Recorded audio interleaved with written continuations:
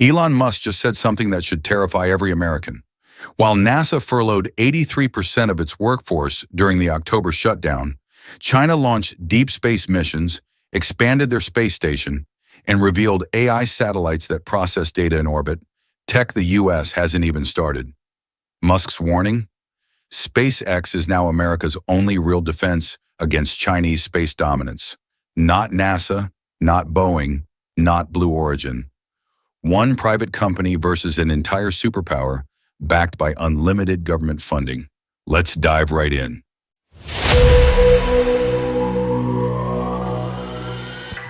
October 1st, 2025. Congress failed to pass a budget, triggering a government shutdown.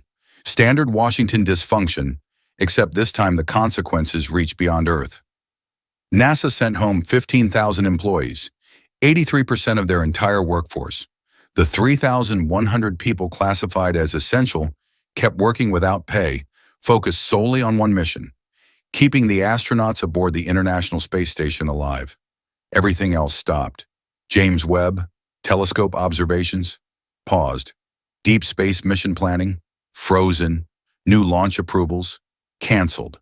If this drags on like the 35-day shutdown in 2018 to 2019, NASA doesn't just lose time, it loses engineers who take jobs elsewhere, research momentum that can't be recovered, and billions in restart costs. While America argued over budgets, China didn't slow down for a single day. On May 29th, China launched Tiangong-2 aboard a Long March 3B rocket, targeting an asteroid called Kamoa-Lewa, likely a fragment blasted off the moon by an ancient impact. The mission timeline is aggressive. Rendezvous in July 2026. Spend 7 months mapping the asteroid's composition, then return 100 grams of surface samples to Earth by late 2027.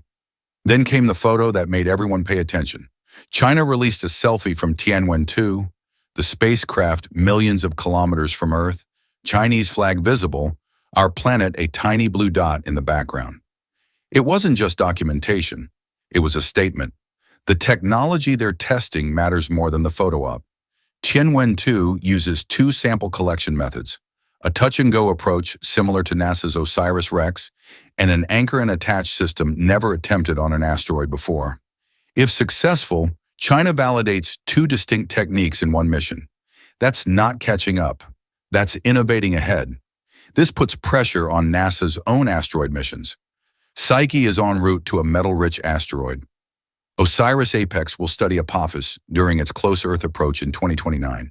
Both critical missions, but here's the problem. China's moving faster with their first deep space probe than NASA is with decades of experience. The ISS is scheduled for deorbit around 2030. There's no American replacement planned. China knows this, which explains their September 26 spacewalk. 2 astronauts spent 6 hours installing debris shielding on Tiangong Station, their 4th EVA since April, demonstrating both technical capability and operational confidence. But that's just the beginning. In May 2025, China announced expansion plans. A new module launching in early 2026 will increase Tiangong to 6 modules, exceeding ISS capacity. More importantly, they're positioning it for international cooperation with Russia and India. Think about the geopolitics here. After 2030, China operates the only modern orbital research platform, while America has nothing. 3 nations, representing over 3 billion people, collaborating in space while the U.S. watches from the ground. That's not just a technology gap. That's a strategic disaster. Deep Blue Aerospace was founded in 2017, 8 years ago. In 2022, they started developing Nebula 1, a reusable rocket. 3 years later, September 30th, 2025, they completed a full-duration static fire test of the second stage. Let me put that in perspective. 3 years from development start to static fire. The Thunder R engine generated 21.1 tons of thrust for 308 seconds.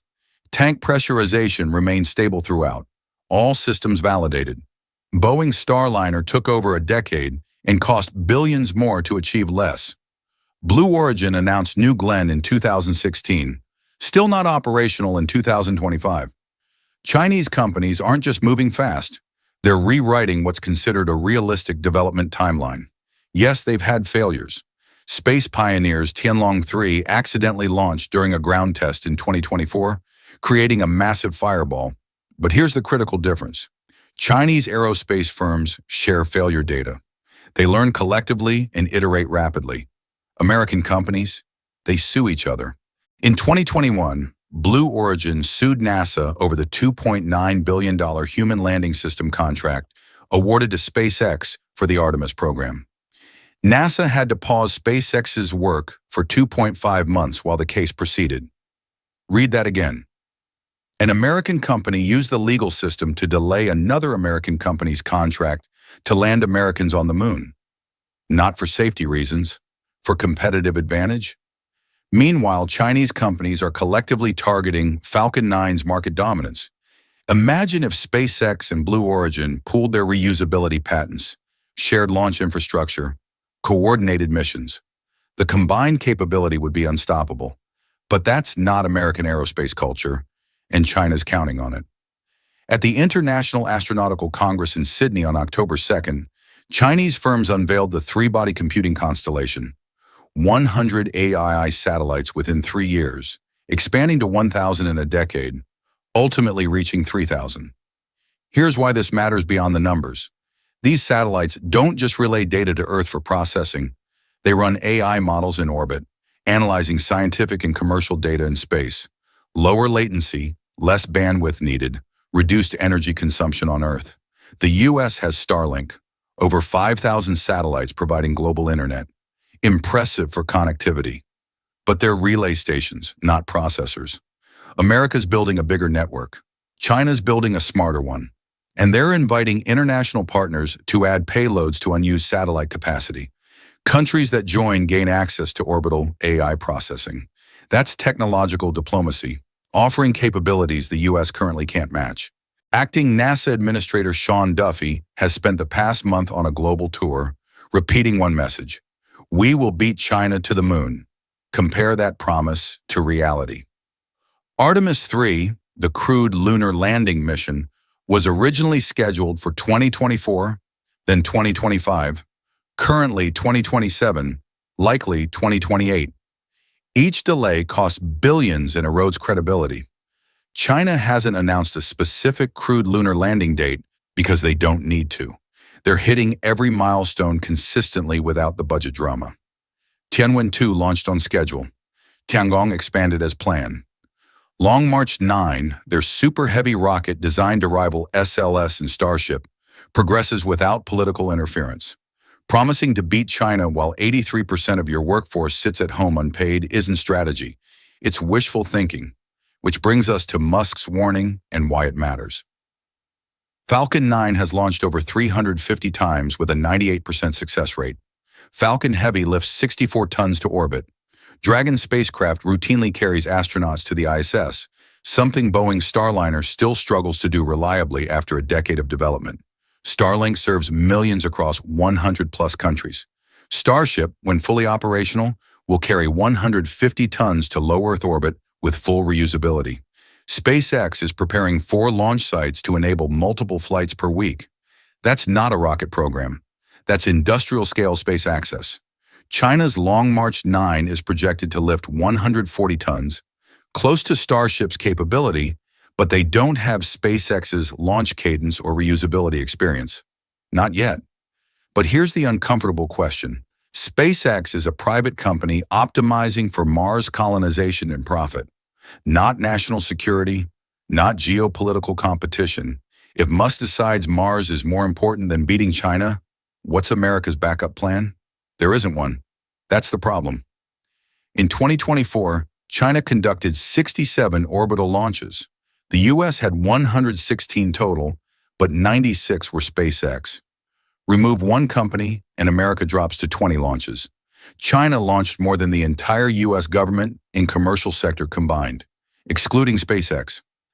Aerospace experts warn that by 2030, China could be a decade ahead in space technology. 5 years of consistent progress while your competitor deals with shutdowns, lawsuits, and budget overruns creates a gap that's nearly impossible to close. Space dominance isn't about planting flags anymore. It's about controlling orbital infrastructure, satellite networks, deep space resources, and the technology defining the next century. Right now, America is betting everything on one company. That's not a strategy. That's a gamble. And the stakes couldn't be higher. So this is exactly why Musk's warning should terrify every American. The question we opened with, can one company carry America's space ambitions, now has a clear answer. It shouldn't have to. But right now, SpaceX is the only thing standing between U.S. leadership and Chinese dominance in space. Here's the bottom line. Whoever controls orbital infrastructure, deep space access, and satellite AI in the next 5 years will dictate the terms of space exploration for the rest of this century. China is building that foundation systematically while NASA fights for budget scraps. SpaceX is holding the line alone. What's coming next will decide everything. Starship's first crewed lunar mission, China's Long March to 9 debut, the race to establish permanent moon bases by 2030. Whoever wins doesn't just plant a flag. They control the gateway to Mars, asteroid mining, and humanity's future beyond Earth. Here's my question. Does SpaceX's Mars ambition make America the winner by default? Or does China's Earth orbit dominance matter more? Drop your answer in the comments. I read every single one. If this breakdown gave you a clearer picture of what's really happening in space, hit that like button. Subscribe to Space Hub for no BS analysis on the space race as it unfolds. And turn on notifications so you don't miss what happens next, because this story is moving fast. The finish line isn't the moon, it's who builds the infrastructure that opens space to everyone. That race is happening right now, and Space Hub will be here to break down every move.